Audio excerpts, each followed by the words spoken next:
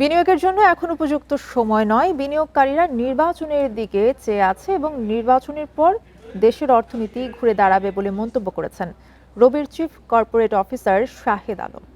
দুপুরে রাজধানীর তেজগাঁওয়ে রবি কর্পোরেট অফিসে এক সংবাদ সম্মেলনে তিনি এই মন্তব্য করেন। বলেন, গ্রাহকদের মানসম্মত সেবা নিশ্চিতে চলতি বছর ২,০০০ কোটি টাকা বিনিয়োগ করেছে রবি।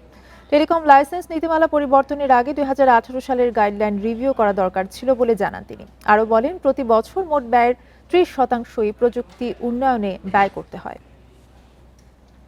লোকালাইজড ইস্যু আছে, অনেক প্রচুর লোকালাইজড ইস্যু আছে। আমরা তো কাভারেজ দিয়েছি, ক্যাপাসিটি দিচ্ছি, বাট লোকালাইজ ইস্যু আছে। অ্যান্ড লোকালাইজ ইস্যুগুলো কীভাবে সলভ করব? আমার সাইট দরকার, আমরা সাইট পাচ্ছি না, টাওয়ারটা থেকে পাচ্ছি না, আবার টাওয়ারকেও দিতে চাইলেও বিভিন্ন সিটি কর্পোরেশনে এসে বিভিন্ন জায়গা থেকে আমরা পারমিশন পাই না।